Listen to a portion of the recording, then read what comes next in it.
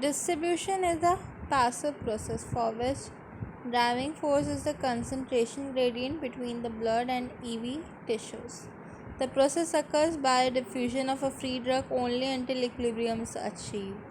So there are various steps in a distribution. First is the permeation of a free or unbound drug present in the blood through the capillary wall and entry into the extracellular fluid. Second is the permeation of a drug present in the extracellular fluid through the membrane of the tissue cells and into the intracellular fluid. So the step is limiting, that is the rate of perfusion to the extracellular fluid, tissue and membrane permeability of the drug. So there are various factors affecting the distribution of a drug.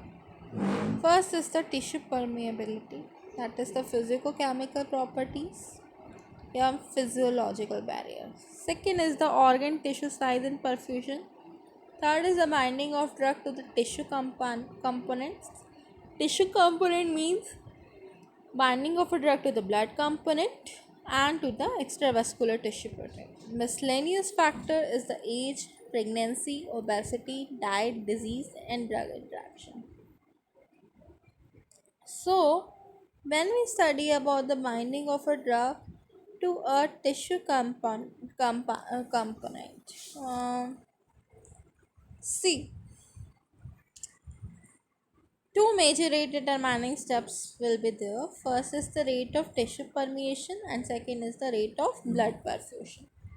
If a blood flow through the entire body tissue were rapid and uniform, so the differences in between the degree of the distribution between tissues will be indicative of a differences in the tissue permeability of the drug and the process will be tissue permeated rate limited.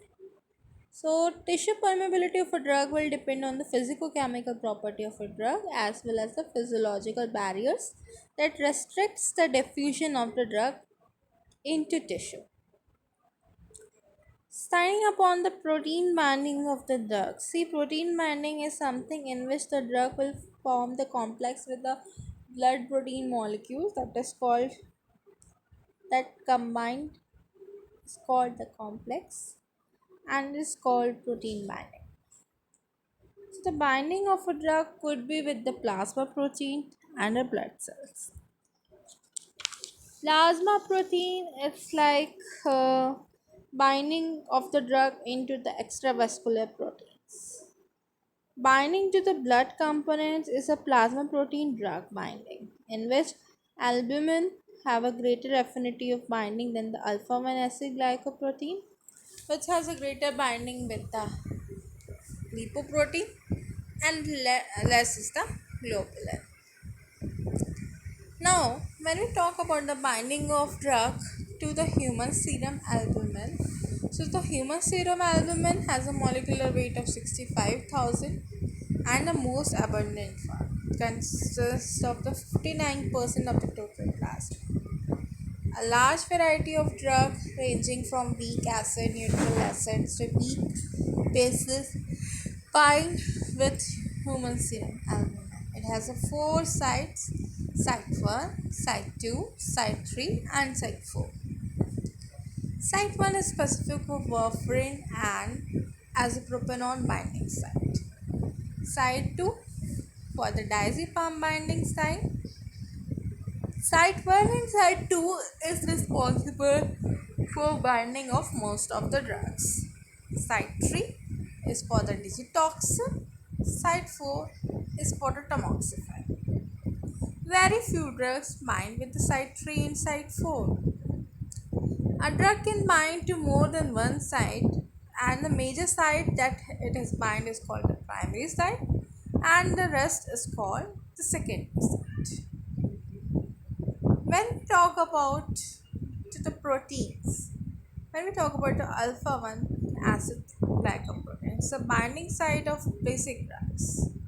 Binding to the lipoprotein has a 4 classification: chylomicron, VLDL, LDL, HDL.